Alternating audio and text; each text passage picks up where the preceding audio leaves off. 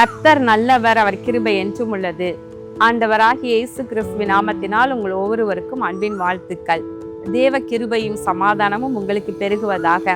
இன்று மே மாதம் 2ஆம் தேதி சனிக்கிழமை. பிரியமானவர்களே, இந்த நாள் உங்களுக்கு ஆசீர்வாதமான நாளாக இருப்பதாக. இன்றைக்கு நாம் தியானிக்கும் வசனம் எபேசியர் 5ஆம் அதிகாரம் 14வது வசனம். ஆதலால் தூங்குகிற நீ விழித்து மரித்தோரை விட்டு எழுந்திரு, அப்பொழுது கிறிஸ்து உன்னை பிரகாசிப்பிப்பார் என்று சொல்லி இருக்கிறார். பிரியமானவர்களே, இங்கு பவுல் எழுதுகின்றார், தூங்குகிற நீ விழித்து மரித்தோரை விட்டு எழுந்திரு. இங்கு தேவ பிள்ளைகள் விசுவாசிகளுக்கு, எபேசு பட்டணத்தில் இருப்பவர்களுக்கு அன்றைக்கு எழுதினது இன்றைக்கு நமக்கு நேராக வருகின்றது. பரிசுத்த ஆவியானவர் கொண்டு வருகிறார். தூங்குகிற நீ, முதல்ல என்ன சொல்லப்படுகிறதுனா, விசுவாசிகள் தூங்கி கொண்டிருப்பவர்களாக அநேகர் இருக்கிறாங்க. அதே நேரத்துல மரித்தோரை விட்டு எழும்பு.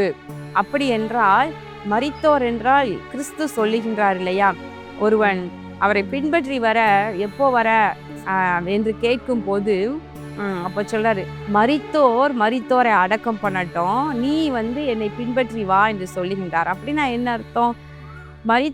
எப்படி மரித்தோரை அடக்கம் பண்ணுவது?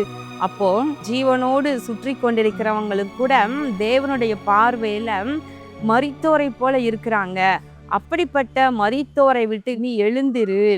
நீ தூங்கி கொண்டிருக்கிற, ஒன்றும் தெரியாம எப்படி இந்த காலத்தை பிரயோஜனப்படுத்தணும், எப்படி நடக்கணும், தேவனுடைய சித்தம் இன்னதென்று உணர்ந்து எப்படி நடக்கணும்னு தெரியாம அநேக விசுவாசிகள் அப்படி உறக்கத்தில் இருப்பது போல கண்டும் காணாமல் கவனமற்று இருப்பதைத்தான் அபிதம் சொல்லுகின்றார். அப்போ மரித்தோரை விட்டு எழுந்து, அப்போ நம்ம சுற்றிலும் இருக்கிறவங்கள அநேகர் தேவனுடைய பார்வையில மரித்தோர் போல இருக்கிறாங்க. அவர்களை போல வாழ்வது, அதான் அவர்களோடு அவர்களாக வாழ்வது, அப்படிப்பட்ட வாழ்க்கை இருக்கக்கூடாது. மரித்தோரை விட்டு எழுந்திரு என்று சொல்லுகின்றார். அடுத்து கிறிஸ்து உன்னை பிரகாசிப்பிப்பார் என்று சொல்லி இருக்கிறார். அப்பொழுது கிறிஸ்து உன்னை பிரகாசிப்பிக்க பண்ணுவார், பிரகாசிப்பிப்பார் என்று சொல்லி இருக்கிறாரே என்று சொல்லுகின்றார். அப்போ இந்த 2 காரியத்தை நம்ம செய்யும் பொழுது கர்த்தர் நம்மை பிரகாசிக்க பண்ணுகின்றார். என்னைய நான் வாழ்க்கையில எழும்ப முடியல, நான் கனி கொடுக்க முடியல, பிரகாசிக்க முடியல, என் கூட கர்த்தர் இருக்கிறான்னு தெரியல, நான் இன்னும் மங்கி இருக்கிறேன், நான் இன்னும் வெளிச்சம் கொடுக்க முடியல என்று சொல்லி கலங்கி போயிருக்கலாம். இல்லை, நான் மாத்திரம் இன்னும் ஷைன் பண்ண முடியலை, என்னை விட பின்னாடி உள்ளவங்களாம் என்னை விட்டு மேலே போயிட்டாங்க, அதாவது முன்னேறிக்கிட்டே போகிறாங்க என்றெல்லாம் கூட அநேகர் புலம்போதுன்னு. ஆண்டவர் உங்களை ஆசீர்வதிக்க, உங்களை மேன்மைப்படுத்த, உங்களை கனப்படுத்த, உங்களை பிரகாசிப்பிக்க வேண்டும் என்றால் முதல்ல நீங்கள் செய்ய வேண்டிய காரியம், தூங்குகிற, அதாவது அனல் இல்லாத ஒரு வாழ்க்கையிலேருந்து நீங்கள் வெளியே வாங்க. 2வது, உலகத்தோடு, உலகத்தின் மனிதர்களோடு கலந்து அவர்களைப் போல வாழ்ந்து கொண்டிருக்கிற வாழ்க்கையிலேருந்து வெளியே வாங்க. ஏசாயாவில் அழகா ஒரு வசனம் சொல்லுகிறது.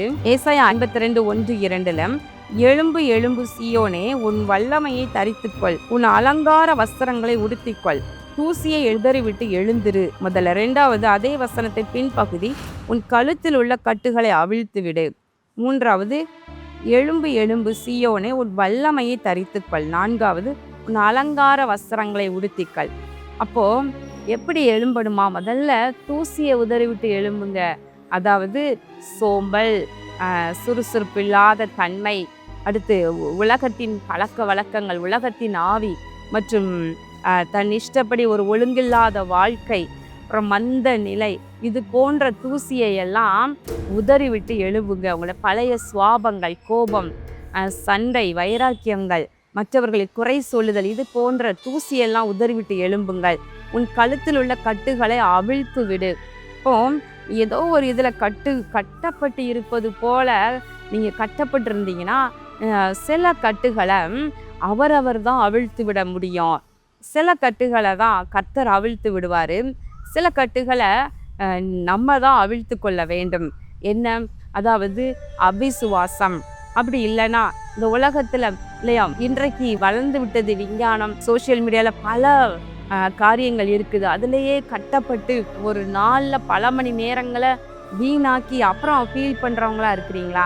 அந்த விதமான கட்டுகளை எல்லாம் அதற்கு அடிமைப்பட்டு இருப்பது போல இருக்கின்ற கட்டுகளை எல்லாம் உங்களை விட்டு கலற்றி விடுங்க.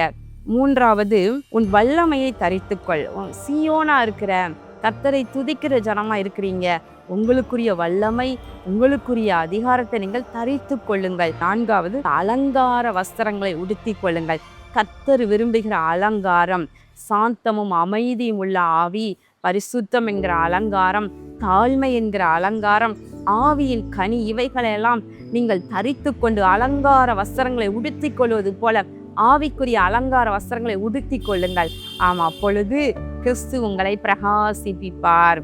பிரியமானவர்களை, உங்களை விளக்கு தண்டின் மேலே ஏற்றி வைத்தது போல அநேகருக்கு ஒளி கொடுக்கும்படியாக, அநேகருக்கு வெளிச்சம் கொடுக்கும்படியாக கர்த்தர் ஆசீர்வதிப்பார். கண்களை மூடி ஜெபம் பண்ணுவோமா? எங்கள் அன்பின் பரலோக பிதாவே, இந்த நாளில் தியானித்த உடைய வார்த்தையின்படி உடைய பிள்ளைகள் ஆண்டவரே அறியாமல் தூங்குவது போல இருக்கின்ற இந்த கிறிஸ்தவ வாழ்க்கையில, இந்த விசுவாச ஓட்டத்துல இருக்கிற அவர்களுடைய தூக்கத்தை விட்டு எழும்பவும், ஆண்டவரை மரித்தோரை போல வாழ்ந்து கொண்டிருக்கின்ற உயிரோடு இருக்கிற ஜனங்கள், தேவனுடைய பார்வையில் அநேகர் மரித்தோரை போல காணப்படுவது உண்டு. அவர்களோடு கலந்திருக்கிற மரித்தோரை விட்டு எழுந்திருக்கிறதையும் அவர்கள் மேற்கொள்ளும் பொழுது ஆண்டவரே நீர் உம்முடைய பிள்ளைகளை பிரகாசிப்பிப்பீர் என்று நாங்கள் பார்த்தோம். அப்படியே தங்கள் தூசியை உதறிவிட்டு வல்லமையை தரித்து கொண்டு அலங்கார வஸ்திரங்களை உடுத்தி கொள்ளுவார்களாக. கர்த்தாவே, நீர் அப்பொழுது இவர்களை பிரகாசிக்க பண்ணுவீராக. இயேசு கிறிஸ்துவின் நாமத்தினாலே வேண்டிக் கொள்கிறோம் நல்ல பிதாவே, ஆமேன். பிரியமானவர்களே, கர்த்தர் உங்களை ஆசீர்வதிப்பாராக. ஆமேன்.